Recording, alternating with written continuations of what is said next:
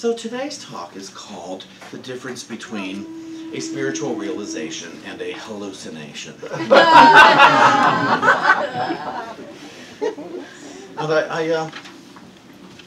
The word hallucination itself, I have to read this part, was introduced into the English language by the 17th century physician Sir Thomas Browne in 1646, from the derivation of the Latin word hallucinare, meaning to wander in the mind. To wander in the mind, to wander into, and then go on. It says, hallucinations are sensations that appear to be real, but are created within the mind. And here it is, a hallucination is a perception in the absence of external stimulus that has qualities of real perception. Hallucinations are vivid, substantial, and are perceived to be located in external objective space. Hallucinations can occur in any sensory modality: visual, auditory, olfactory, gustatory, tactile, some words I can't pronounce, thermoreceptive, chronoreceptive. A mild form of hallucination is known as a disturbance and can occur in most of the senses above. So I thought about, I don't know about you, but I've had a difficult time during this election period.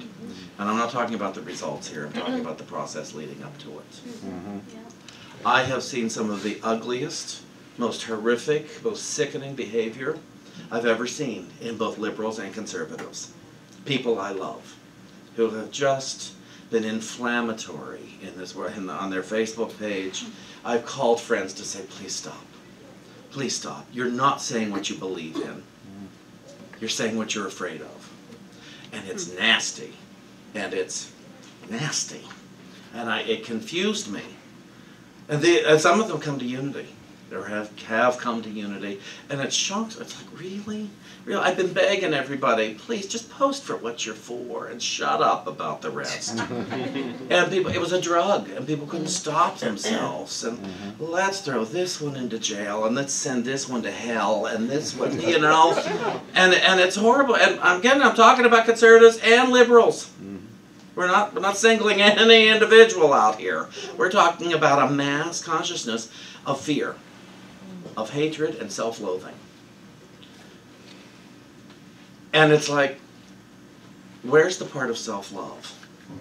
Where's the part of, as God is for me, what could be against me? Where's the part of that the world is temporary and spirit is eternal? Where's that part? You know, and we get together and we say some nice things, and then we go privately and we tell ourselves some really awful, untrue things. We create a disturbance in our mind. And that's not based on the external world. That's based on my internal thinking. That disturbance is the story from that comes from what I tell myself. That disturbance, you understand, maybe not everybody here is in that boat, but many of us are. Because I've talked to many of us, and I am one of us. And so to look at that and say, oh, what is this hallucination that I am telling myself? That I should think this, and I should feel this way, and I should, because of why? Because of why? What is the grounded reason to be telling myself that I'm in danger and somebody needs to be gotten rid of?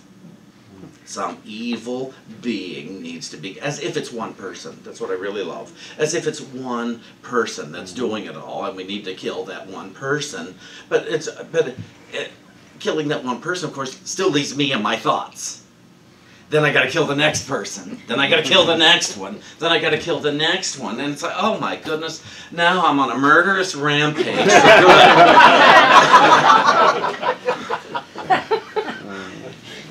Just because I'm in danger. And what happens when I'm the only one left? Then I got to kill myself. Because I find out I'm the one. Wow. I'm the one. I'm the one that's been doing the hateful things with my hateful thoughts. I thought it was them. And when there's nobody left, well, it must be me because I'm still thinking it. So what do? We got to seek a spiritual realization. And hopefully we're going to have that and seek that and have it before we have to kill everyone and everything. For all those people who are doing all that to me. I got to seek a spiritual realization. I learned it a long time ago. I've forgotten many times over the years. I thought it was an outside stimulus telling me I should think things and feel things and say things, but of course it wasn't. It was an inside stimulation, or stimulus, that was telling me that, oh, this is real. Oh, this, so it should be horrible because I feel this way. Well, no, that's not it at all. But, because if I drop a glass of water on the floor, the world's coming to an end. You get a tear in your furniture. See, I can't have anything nice.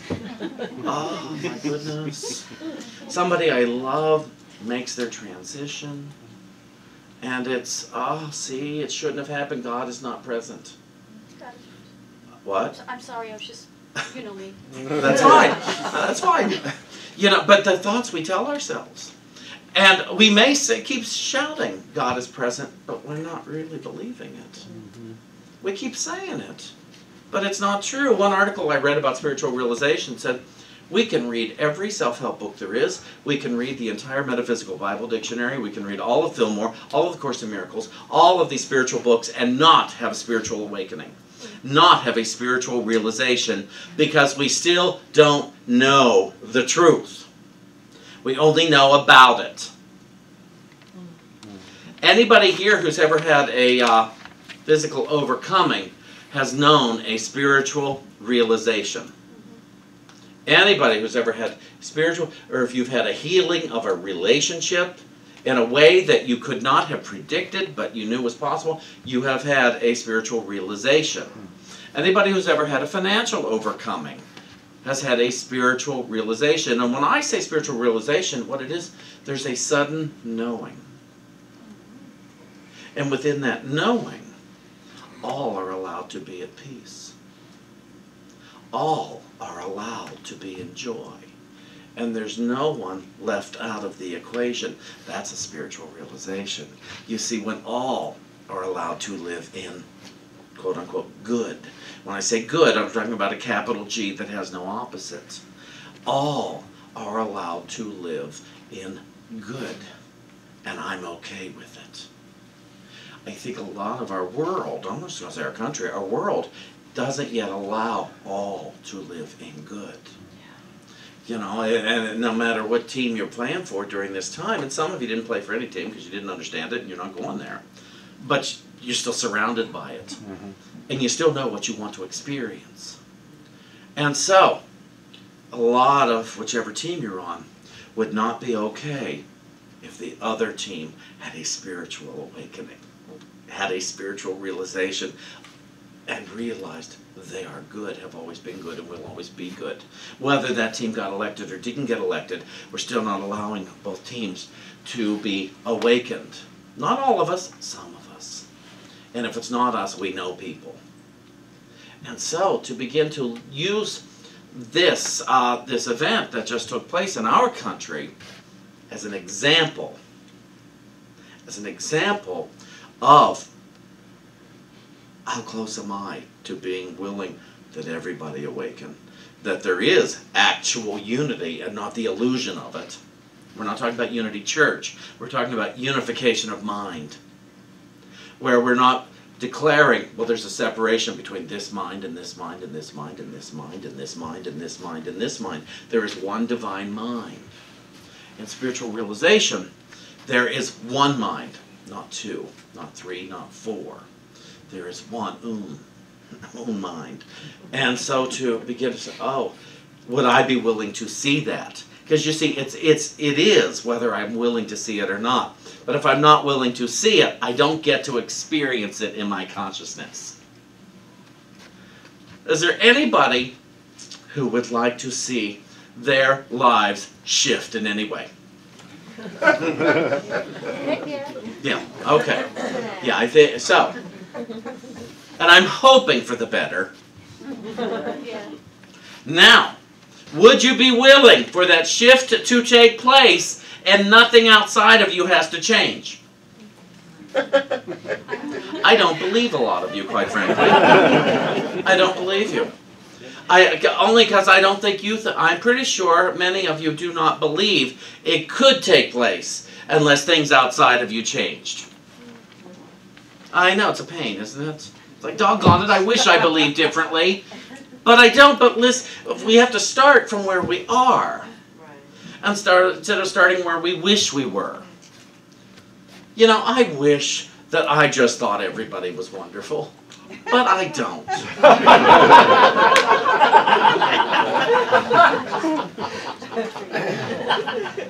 But it's not because they aren't. It's because I think they aren't. I have to go inside. I have to do my internal job. And then I can know that they are wonderful, certainly not because of their personality. Certainly not because of their personality or the behaviors, but because we are one. I so admire people who don't have grudges.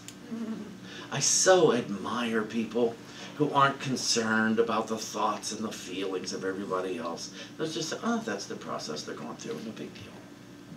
I admire those people. I think they're amazing. I think they're just amazing. And if I were one of those people, I probably wouldn't be a minister today. I studied all this because I had issues. Imagine.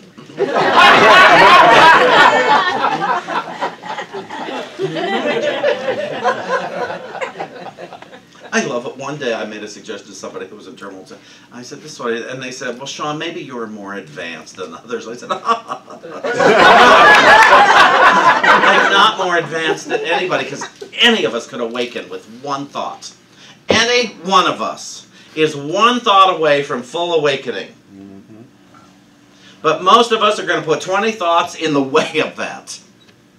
Because, for some reason, we seem to be very attached to our ennui, our strife, our issues, or whatever. I go to healing places, and I'm shocked at some of the thoughts that come into my head as I'm listening to a healing message. It's like, really, Shawn, you still think that? Really? You got to add this person to your list? I thought I was done with them. I'd forgotten all about them. Here they are, came to visit. To remind me of what I still hold in my cells. That I still hold in the intelligence in my cells. And when I came into Unity, they told me there's intelligence in those cells, and it's telling my body things, and it hears my thoughts. And so I need to cleanse those cells. What do they say? Every 7 years, in 7 years we regenerate fully. But the thing is, if I'm still holding on to that stuff, clearly I'm giving the new cells the old information, my hallucinatory information that is not true. You know, my belief that sickness is real, that sin is real, that race is real, that race consciousness is real. Clearly, race consciousness is not real. Clearly, that sin is just missing the mark. Clearly, health is a temporary condition to a natural phenomenon. And so, because people get well. I know some people don't seem to get well, but people get well. So if one can get well, all can get well. That's in the realm of possibility. Not everybody is poor, so therefore wealth is the divine possibility. You know, harmony is the divine potential, the divine possibility. Let's start focusing on that, the divine possibilities. I can live in harmony, in peace. I can live as the one that I preach on as. And when I say one, I mean capital one, meaning in the one mind. That I get up here and I tell us all that it is possible. Because I think it's better information, don't you? I think we get greater information here. I'm going to read a couple of little things for you.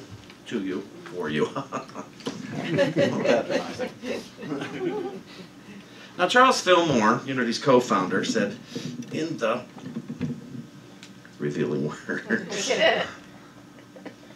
under realization, he says that the deep inner conviction and assurance of the fulfillment of an ideal. It means at-one-ment, completion, perfection, wholeness, repose, resting in God. It is the dawning of truth in the consciousness. When realization takes place, one abides in the light of God mind. It is the inner conviction that prayer has been answered. Now, the important part of that sentence is not that prayer has been answered, conviction. Although there is as yet no outer manifestation, the supreme realization is unity with God mind, complete oneness with the Christ consciousness. This highest realization is taking place more widely today among men and women than at any time in all history. Jesus fully attained this supreme realization. That's what Charles Fillmore said. Now, Jesus is not special. Jesus is not unique. Jesus is the one most widely acclaimed to have done it. But Jesus said, you will do all I do and greater. He didn't say, I'm the one. Look up at me. He did not say that. He did not say that. When he said, follow me, he meant, try this thing I've been trying. I've been praying differently. I've been speaking differently. I've been thinking differently. Try it. Try it, because it looks like it works. I'm more peaceful than I've ever been. I like more people than I've ever liked. And I believe that health is possible. I believe that wealth is possible. And yet those are not the objects of it. I think there's more than this world. Let's try it together. That to me is the Jesus Christ message. I have proven this, I've proven this, and I've proven this for myself. Follow me and try it too. It doesn't mean follow me and worship me. Now, this is my favorite book. It's called The Holy Spirit's Interpretation of the New Testament. It's like being in the mind of Spirit. And this comes from the book of Acts, chapter 13. And Spirit says, when you have set aside your fear and your desire for the world, I will call you to follow a path with me. I have said this will seem to be a unique path. I have said that the path will be given to you one step at a time. Yes, and by the way, I think it's good to see the first step before you take it, though. Some people try walking without seeing the first step, and Carol Dubs, it doesn't go well. She recently had a tumble down a flight of steps she couldn't see. It wasn't the first step, it was about the 16th step.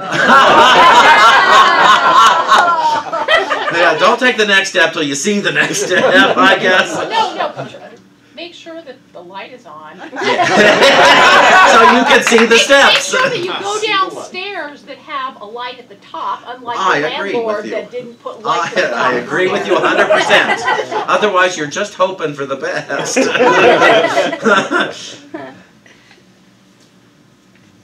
Oh, as I have shown you, I've shown you, the path comes to you through your own willingness to walk the path with me. So when your calling comes and seems to begin to lead you in a direction that is unknown to you, like love and peace and joy, rejoice and celebrate. Know that you are being led into the unknown through your own desire and willingness by your one Holy Spirit. The ego is still within the mind as you begin walking with me, because the ancient desire to be your own will has not left you fully as yet. Expect challenges on the path with me. Expect the desire for a separate and unique will to seek for command and control. Anybody? You know, aren't we still trying to get God to follow our path instead of myself to follow God's path? Expect self-attack and fear. So we say this so you can recognize it. Oh, that's what Shawn was talking about. When I start talking, oh, I'm so fat, I'm so bald, I'm so this, I'm so that. That's self-attack, in case you didn't realize that. It's not that you should be thinking these things. It's that some of us are thinking these things. And so, oh, on my path to oneness, on my path to the realization of oneness, I'm going to put up blockades that I can then say, not true, not true, not true, not true, not true, not true. I'm not ugly. I'm not bad. I have not screwed up. I forgot. And now I remember. Be prepared for confusing thoughts in times of doubt. And then remember what you truly want. For what you truly want must be your guiding light, because you are free. Remember your freedom and hold up your light. All shadows must step aside and let you pass, for nothing can be an obstacle to the desire and true will to the child of God. I'm going to tell you something about what you want, or what you may think you want. If what you want doesn't call for the peace and joy for all beings, it's not what you want. It's just what you're willing to settle for. What we want is peace and joy and love for ourselves and all beings. That's the true desire of our heart. And so if what you think you want right now doesn't include all beings, just remember, that's not what I want. It's just what I'm willing to settle for. And apparently, I'm willing to settle for less than love, less than peace, less than the perfection of God. And then ask yourself, do I think the perfection of God is available for me? And if the answer is yes, begin to shift your desire to include more and more and more beings into the sphere, so that you finally get to the true desire of your heart. This is a season of gratitude. I have a hard time being grateful for lemonade. I like lemonade. I'm talking about being grateful for less than what I know is possible within me. I have a very hard time singing a song of gratitude. Well, yes, I have this, and I have this, and I have this, but I forgot how to love, and I don't have any money, and I don't have this, and we're not trying to make lemonade here. It's not, well, you should be grateful. It's not that childhood thing. We're promising the whole freaking kingdom here. And we should all begin to expect it. Expect the whole divine kingdom, one divine thought at a time. That's why I stuck around Unity, because they promised me the entire kingdom, not just part of it if I was well behaved. They promised me it was my divine inheritance because I'm Shawn.